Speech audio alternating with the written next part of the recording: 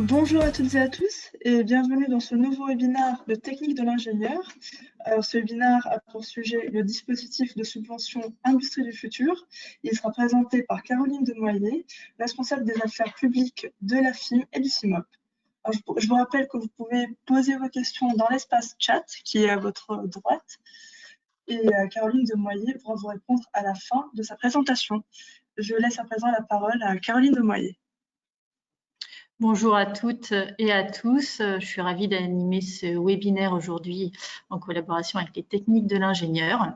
Donc, l'objectif de ce webinaire, c'est de décrypter cette mesure d'aide à l'investissement qui a été mise en place pour la période 2020 à 2022 dans le cadre du plan de relance. Donc, c'est une subvention qui a évidemment pour but de relancer l'investissement productif et de moderniser notre industrie. Donc, je propose qu'on rentre très rapidement dans le vif du sujet et d'abord de voir les bénéficiaires. Donc, je ne sais pas si vous avez pour souvenir, mais dans le cadre du suramortissement numérique, les seules entreprises bénéficiaires étaient les PME au sens communautaire du terme.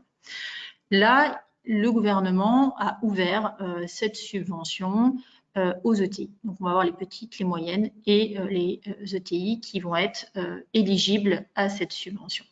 Donc, comment sont définies les petites entreprises en l'espèce?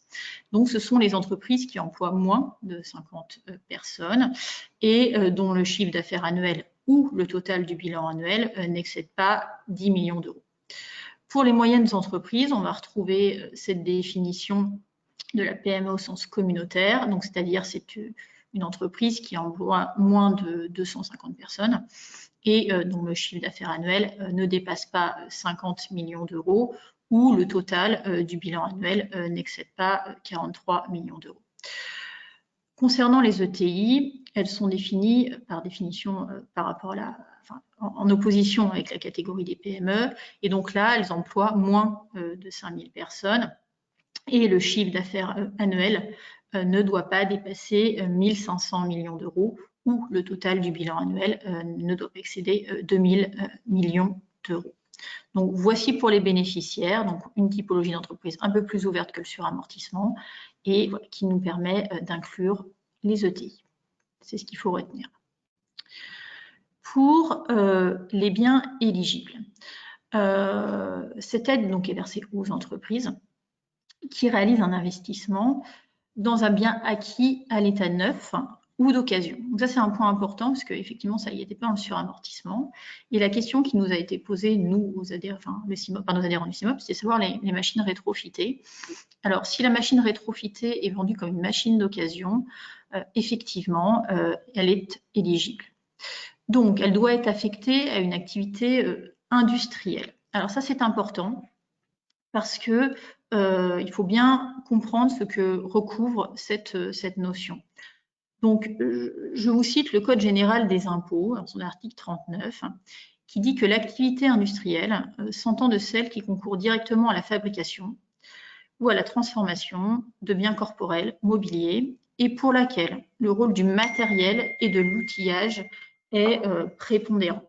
Donc, c'est-à-dire, si on prend cette définition, les activités de recherche et développement ou de prototypage ne sont pas considérées comme des activités industrielles. Alors, vous allez me dire, s'agissant des entreprises qui ont une pluralité d'activités, elles peuvent bénéficier de l'aide seulement si le bien éligible est affecté à cette activité industrielle. C'est-à-dire qu'une entreprise qui aurait exclusivement une activité commerciale, agricole, artisanale ou libérale ne pourrait pas bénéficier de cette aide. C'est important à prendre en compte parce qu'effectivement, on a un certain nombre d'artisans qui souhaitent se moderniser, mais qui ne sont pas éligibles en tant que tels à la subvention. Alors, on note qu'il y a 8 catégories de biens qui sont éligibles. 8 catégories qui ont pour vocation de recouvrir l'ensemble des technologies du futur. On va retrouver 7 des catégories qui étaient éligibles dans le cadre du suramortissement numérique. Ça n'a pas changé, la sémantique n'a pas changé. Les catégories voilà, sont restées les mêmes. Donc ça, c'est vrai que c'était un point que le CIMOP avait beaucoup porté auprès du ministère lorsque la mesure était en préparation, de garder ces 7 catégories. Et on a salué l'arrivée d'une petite 8e, là, qui est bien mise en valeur avec ce petit new sur le côté, d'une 8e catégorie, donc qui est les logiciels ou équipements dont l'usage recourt en tout ou partie à de l'intelligence artificielle et qui est utilisé pour des opérations de conception, de fabrication ou de transformation, ainsi que pour toute opération de maintenance et d'optimisation de la production. Donc le détail de ces catégories est précisé dans l'arrêté qui a été publié en même temps que le décret le 23 octobre. Et je propose quand même de faire un petit point sur chacune de ces catégories pour voir qu'est-ce qu'elles recouvrent. Alors, quand on parle d'équipements robotiques et cobotiques, bon, c'est quand même assez clair, mais l'arrêté précise que ce sont tous les types de robots industriels, qu'ils soient de type polyarticulé, cartésien, parallèle ou SCARA. Donc, ce sont ces bras de robots articulés à conformité sélective. Sont éligibles également les lignes robotisées, les AGV, ces véhicules à guidage automatique. On va avoir les systèmes robotisés guidés par l'opérateur, autrement dit les cobots. On va avoir les exosquelettes, ces systèmes robotisés qui sont portés par l'opérateur. Mais aussi, et ça c'est important parce que il y a eu beaucoup de questions qui nous sont arrivées là-dessus, c'est les équipements périphériques indispensables au fonctionnement des robots. Donc là, ça va être tout ce qui est préhenseur, capteur. Pour la fabrication additive, la fabrication additive, c'est la définition que donne l'arrêté, s'entend du procédé qui consiste à assembler des matériaux pour fabriquer des éléments à partir de données modélisées en 3D, en général par l'ajout de couches successives, et ce, quelle que soit la technologie utilisée. Donc, aussi bien la fusion par laser, le frittage par laser, le dépôt de fil, voilà, tout ça, c'est éligible. Et donc, les machines de fabrication additive, autrement dit les imprimantes 3D, comme on l'entend un petit peu plus fréquemment, ça c'est éligible, mais aussi les outils de numérisation tridimensionnelle qui sont nécessaires à l'exécution du cycle de fabrication en vue de produire des biens.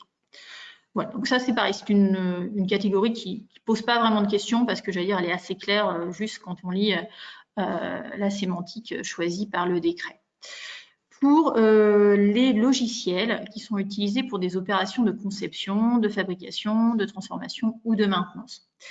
Donc là, on va retrouver tous les logiciels GPAO, les logiciels de MES, donc qui fait de la gestion des processus industriels, ainsi que les logiciels qui sont utilisés pour la modélisation, la virtualisation, le traitement des images et la simulation des procédés et processus industriels. Donc là, on voit que les jumeaux numériques sont éligibles. Les ERP, les logiciels de gestion intégrée, sont également bénéficiaires de la mesure. Alors, j'attire votre attention sur le fait que ne sont pas éligibles au dispositif les logiciels de gestion des contrôles qualité, ainsi que ceux qui sont utilisés pour des opérations de recherche et développement. Donc ça, on retourne un petit peu sur notre catégorie d'activité industrielle. Les machines intégrées destinées au calcul intensif. Donc là, l'arrêté est un peu moins précis. Il donne comme définition machines permettant de traiter des applications complexes en faisant appel à des ordinateurs spécialisés dans le traitement rapide de gros volumes de données numériques et qui sont communément appelés supercalculateurs. Pas plus de définition pour cette catégorie-ci. Les capteurs physiques qui collectent des données sur le site de production d'entreprise, sa chaîne de production ou son système transitique. Donc là, on va retrouver les capteurs qui sont connectés, donc qui vont réaliser des mesures physiques avec ou sans contact, ainsi que les dispositifs d'identification, de traçabilité, de contrôle par vision et de géolocalisation des produits, et ce, quel que soit le type de données collectées. Donc ça, c'est important. Ensuite, on a cette catégorie, j'allais dire, qui est très variée et qui accueille un certain nombre de machines très hétérogènes. C'est cette catégorie des machines de production à commande programmable ou numérique. Donc, l'idée, c'est d'avoir une machine voilà, dont le contrôle commande est assuré numériquement. Donc, ça, c'est capital, il faut bien le retenir. Donc, ça va être des machines qui sont utilisées pour des opérations de maintenance ou des opérations qui sont situées en amont ou en aval de la production. Et tout ça, c'est éligible au dispositif. Donc, il va y avoir les systèmes d'alimentation de matière, l'évacuation de matière, le contrôle qualité. Et là, la liste n'est pas exhaustive, mais l'arrêté précise quand même quelques machines éligibles. Donc, on va trouver les machines de fraisage, de tournage, de rectification, d'électroérosion, de découpe, d'assemblage, les machines de contrôle dimensionnel, les machines d'emballage et de conditionnement, celles de soudage automatique, mais aussi on va retrouver les centres d'usinage. Donc, vous voyez, c'est une catégorie assez dense. On va terminer avec les deux dernières catégories. Les équipements de réalité augmentée et de réalité virtuelle utilisés pour des opérations de conception, de fabrication ou de transformation. Donc là, l'arrêté n'est pas plus bavard. Les équipements de réalité augmentée, c'est ceux qui utilisent une technologie qui permet d'intégrer des éléments virtuels tridimensionnels au sein d'un environnement réel et en temps réel. Donc, et là, on a cette définition un peu simple qui dit que les équipements de réalité virtuelle utilisent une technologie qui permet de faire percevoir à une personne un monde artificiel créé numériquement. Donc, pas plus de détails. Huitième et dernière catégorie, je l'ai évoqué au tout début de cette slide, c'est les logiciels ou l'équipement dont l'usage recourt tout ou partie à l'intelligence artificielle. Donc, là, l'arrêté dit bien que c'est de manière non exhaustive. Hein, il parle sont éligibles les systèmes logiciels et ou matériels intégrant des technologies d'intelligence artificielle. Donc, ça va être la computing vision, le traitement automatisé d'informations, le deep learning, les machine learning, et tout ça pour des usages de conception, de fabrication-production, de maintenance prédictive des chaînes de production et des produits, l'automatisation de la chaîne de production, l'automatisation des contrôles, le contrôle qualité, la sécurisation et la confidentialité des données. En complément, il est précisé que sont également éligibles les matériels et ou systèmes logiciels dédiés à l'intelligence artificielle qui sont embarqués dans 4 catégories, dans les capteurs intelligents, les capteurs et composants dédiés aux communications, l'architecture neuromorphique et l'intégration 3D. Donc voilà, j'allais dire que c'est quand même un catalogue de matériel éligible qui est quand même très intéressant et la plupart des technologies dites d'avenir ou identifiées comme technologies du futur peuvent être bénéficiaires. L'assiette éligible, alors là c'est aussi intéressant parce que rappelez-vous dans le suramortissement numérique, on était sur l'achat de la machine, point. Vraiment, c'était l'équipement en lui-même. Là, il y a une ouverture de la subvention à ce que nous, on appelle les coûts serviciels. Autrement dit, tout ce qui est lié au bon fonctionnement de cet équipement, de l'équipement acquis. Donc, on va avoir les frais de programmation, les frais de mise en service, mais aussi ce qu'on a appelé, alors la sémantique est un peu curieuse, mais je vais vous expliquer pourquoi le ministère l'a choisi. Donc, c'est le coût d'acquisition des compétences sur le fonctionnement du bien. Alors, vous allez me dire, c'est de la formation. Oui, c'est de la formation, mais c'est de la formation à 7 machines, à 7 équipements, pour avoir une utilisation optimale par le technicien et en tirer le meilleur profit. Parce que, par définition, c'est une technologie du futur, une nouvelle technologie, et il faut des gens bien formés à ce nouvel équipement.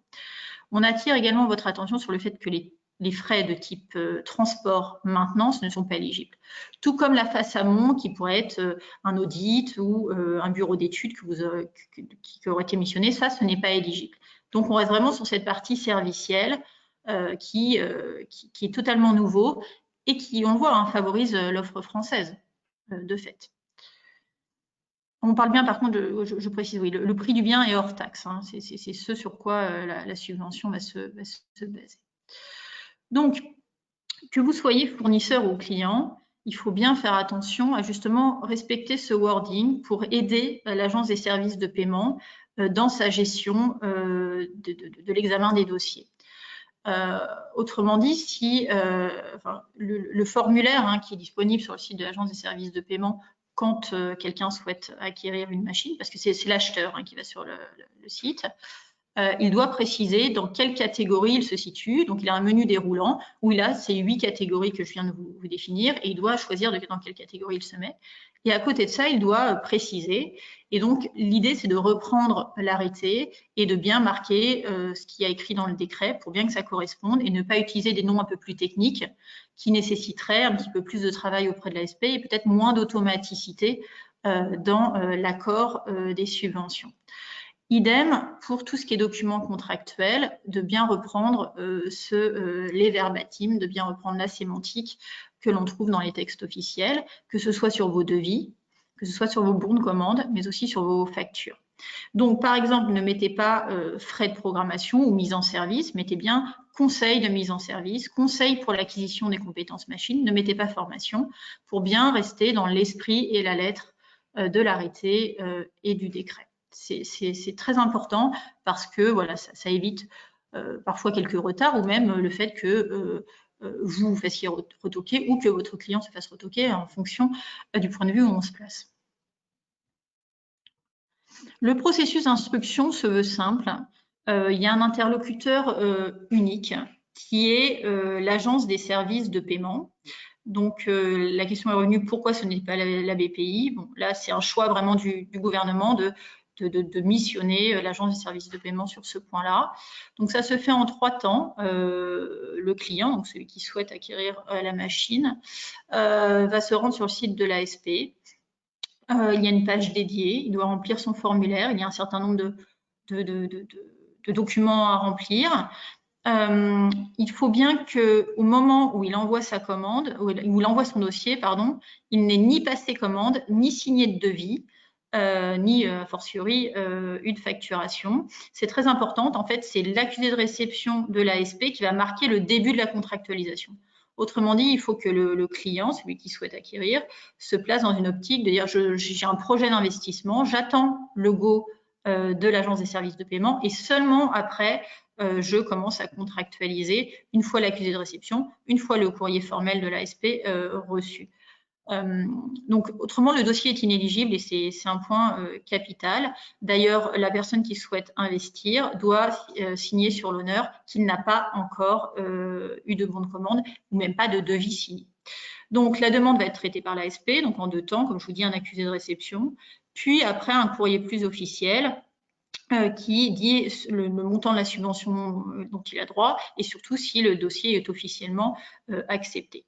Alors, vous pouvez commencer à contractualiser à partir de l'accusé de réception, donc sans avoir l'assurance d'avoir la subvention. Donc, si vous avez un doute, normalement, comme je vous dis, il y a beaucoup d'automaticité.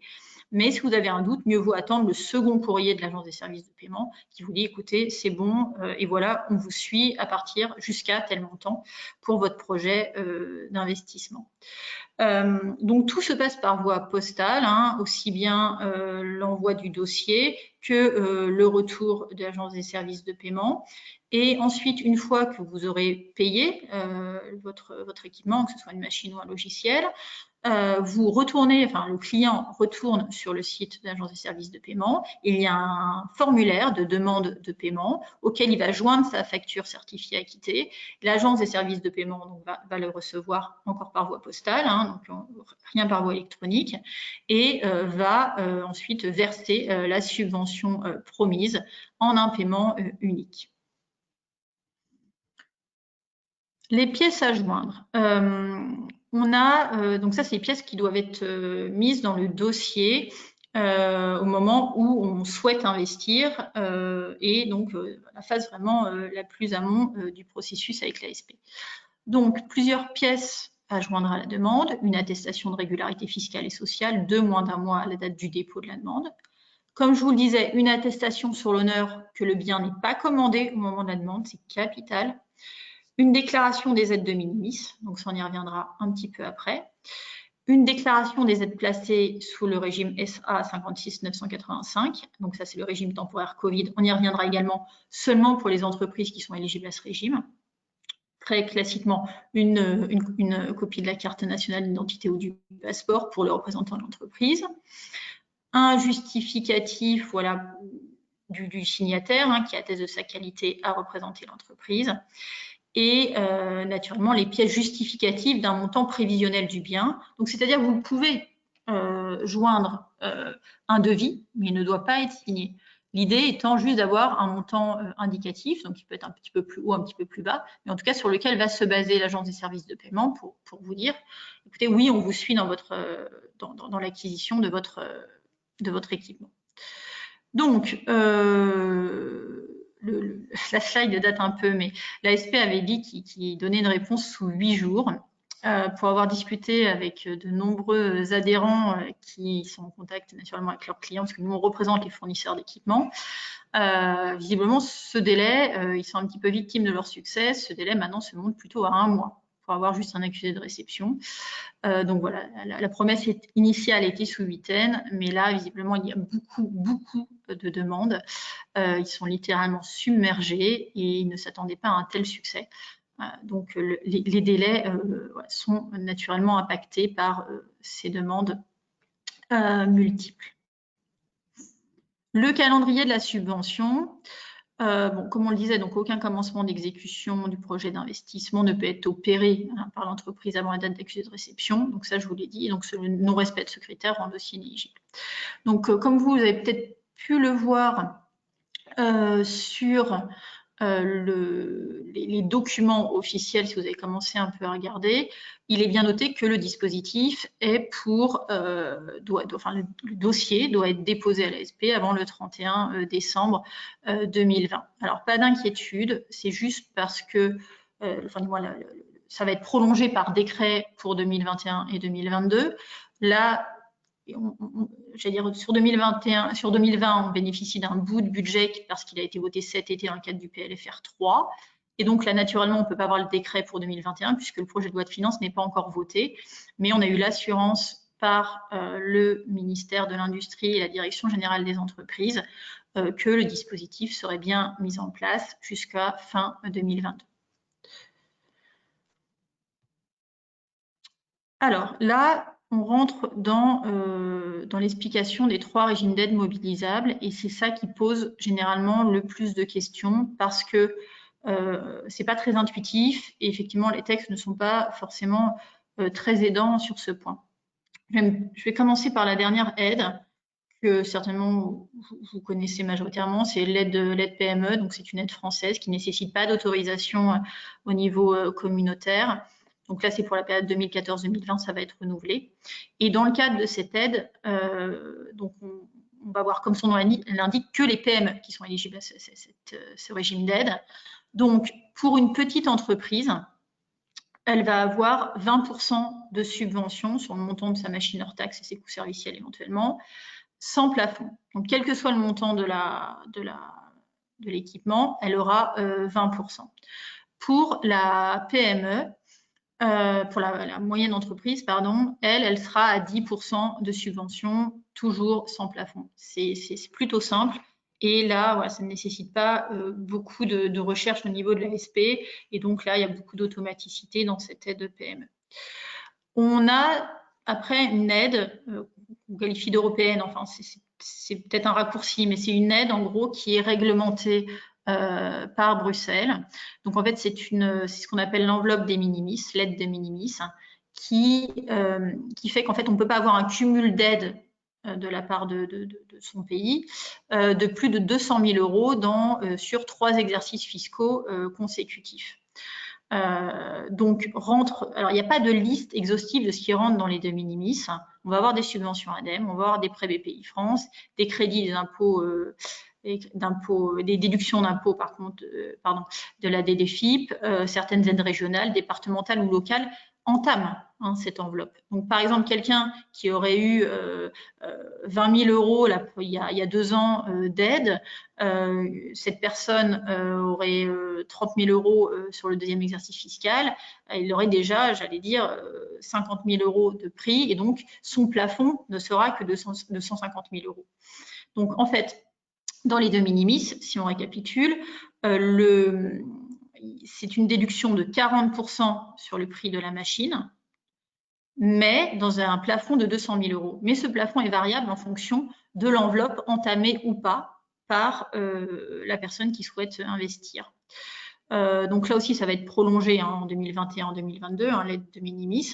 Et cette aide-là est ouverte à la fois aux PME et aux ETI. Donc, j'allais dire, la PME, elle peut, en fonction de son profil et de la manière dont elle a entamé l'enveloppe, avoir plus ou moins d'avantages à aller dans l'une ou l'autre, sachant qu'elles ne sont pas cumulables sur un même dossier, c'est important. Voilà, à voir un peu quelle aide serait la plus avantageuse pour elle. Et puis, on a cette aide temporaire Covid. Donc là, on avait noté la période donc, qui est entrée en vigueur en mars dernier jusqu'au 31 décembre de cette année. Il faut savoir qu'on a eu confirmation par le cabinet de la ministre de la déléguée à l'industrie que c'est prolongé jusqu'en juin prochain. Donc voilà. Et donc là, ça fonctionne un peu comme les de minimis, sauf qu'on enlève tout ce qui est exercice fiscal sur 3 ans. Là, c'est un cumul d'aide de 800 000 euros depuis le début de la crise. Donc tout le monde n'est pas éligible. Il faut justifier d'une perte de trésorerie assez conséquente et directement liée à la crise sanitaire et économique. Donc là, on serait sur également 40% de subvention sur le prix hors taxe de la machine et de ses coûts serviciels, dans un plafond de 800 000 euros. Mais on imagine bien qu'une entreprise qui a été très en difficulté dès le début de la crise a certainement entamé cette enveloppe de 800 000 euros. Donc là encore, le calcul est à faire. Qu'est-ce qui est le plus avantageux? Donc voilà, là on a récapitulé les 3 régimes d'aide mobilisables avec voilà, ces 200 000 euros par exercice, consolidés sur les exercices fiscaux, là 800 000 euros, et les 20 pour une petite entreprise, % sans plafond, 10% pour une moyenne entreprise, toujours sans plafond. Alors, pour que ce soit plus clair, parce que c'est vrai que ces 3 régimes d'aide sont peut-être un peu complexes à appréhender sur une lecture rapide et dans le cadre d'un webinaire tel qu'on le fait aujourd'hui. 2 exemples. Donc, je suis une PME, je prévois un investissement de 300 000 euros, donc qui comprend le prix du bien hors taxe plus les frais annexes éligibles. Donc, imaginons une formation à la machine et un frais de mise en conseil. Donc, l'entreprise ne va pas trop mal et n'a pas été impactée par le Covid. Et il veut mobiliser le régime des minimis. Et donc là, on se demande quelle est la solution la plus avantageuse. Alors, si on rentre dans les calculs, et si on se remet dans le cadre de l'aide de minimis, elle peut bénéficier, on est bien d'accord, d'un taux d'aide de 40%. Donc, si elle n'a pas encore reçu ou demandé d'aide, autrement dit, si l'enveloppe des minimis n'a pas été entamée, elle peut avoir donc sa machine de 300 000 euros. Donc, elle a 40% de 300 000 euros. Donc, elle aura bien 120 000 euros de subvention.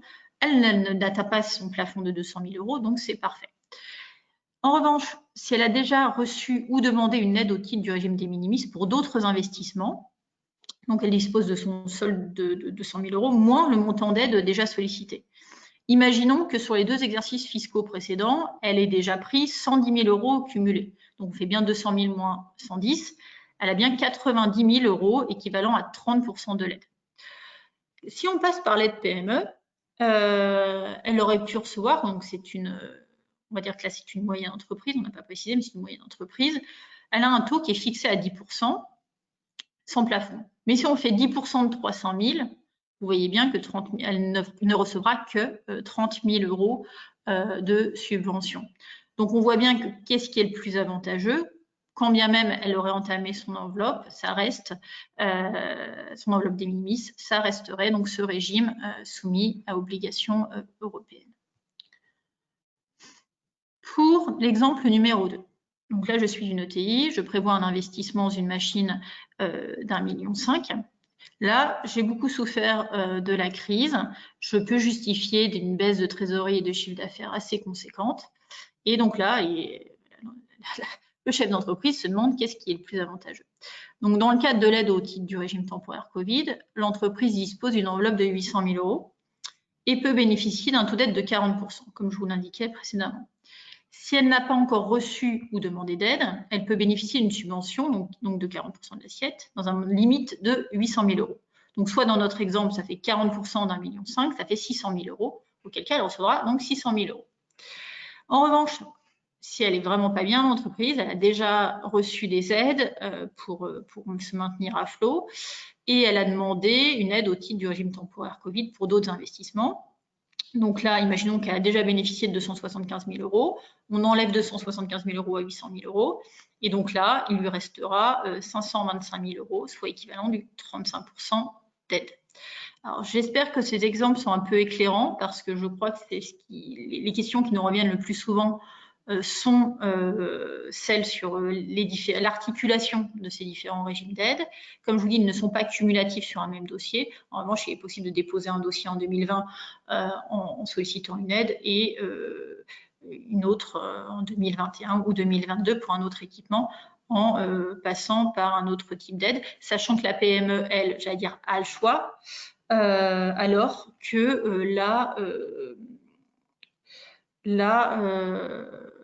l'ETI, en tout cas, ne peut pas choisir et par définition, soit dans le régime Covid, si elle est éligible encore une fois, soit dans le régime de minimis. Alors, j'en ai terminé. Je crois qu'après, on passait aux questions. Je ne sais pas s'il y en a eu.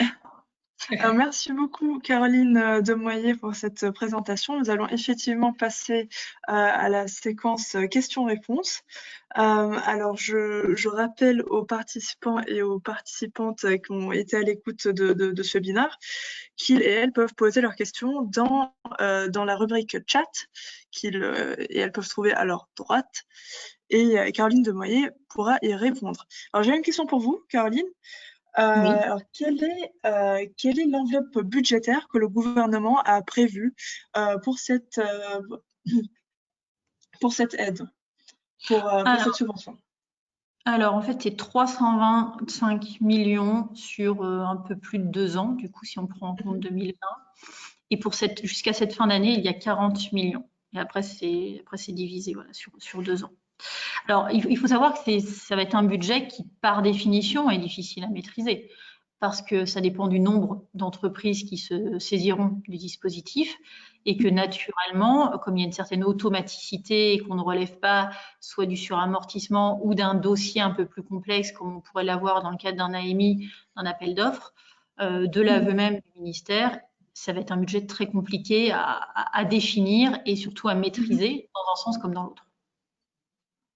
Très bien, merci beaucoup Caroline. Et sinon, qu'est-ce qui distingue ce nouvel outil de subvention de ses prédécesseurs? Alors, très modestement, je ne suis pas au CIMOP depuis beaucoup d'années, donc je suis plus le suramortissement et je ne serai pas en mesure de vous dire s'il y a eu un tel outil, j'allais dire, sur les 10 dernières années, donc je n'ai pas la visibilité. En tout état de cause, on voit bien que c'est bien plus intéressant la subvention que le suramortissement. Et surtout, ce qui marque sa différence avec son prédécesseur, hein, qui se voulait également un outil d'investissement productif, de modernisation de nos équipements, la digitalisation également, c'est qu'en fait, le suramortissement en période de crise est peu efficace, voire totalement inefficace, vu que ça repose sur des impôts, c'est l'impôt des sociétés. Et donc, quand on est sur des recettes fiscales qui sont quasi nulles ou très entamées pour l'année 2020, voilà, le gouvernement a été très à l'écoute des représentants des entreprises et donc a changé de braquet et s'est dit il faut trouver un outil bien plus impactant, bien plus efficace, et c'est une subvention. C'est du cash, c'est direct. On n'est pas sur un amortissement à 3 ans comme l'était le précédent dispositif. Et c'est en ça que c'est révolutionnaire et ça prend tout son sens dans un plan de relance. Voilà. Après, sur alors moi, je suis au CIMOP depuis 2018, donc j'ai pas une visibilité au-delà. Mais en tout cas, voilà, sur les 3 dernières années, c'est clairement un outil qu'on peut saluer. Merci beaucoup, Caroline Demoyer. Alors, je vois qu'il n'y a pas d'autres questions. Nous allons donc clôturer cette session de webinaire. Alors, le fait qu'il n'y ait pas d'autres questions signifie que la présentation a été assez claire. Donc, merci beaucoup. Et merci à tous les participants et à toutes les participantes de nous avoir écoutés aujourd'hui. Et voilà, il ne me reste plus qu'à vous souhaiter à toutes et à tous une très belle journée. Merci. Merci à vous pour cette Et merci organisation. encore, Caroline Demoyer. Oui, merci à vous pour cette organisation et merci aux participants. Voilà. Bien, merci beaucoup. Au revoir. Bon après-midi, au revoir.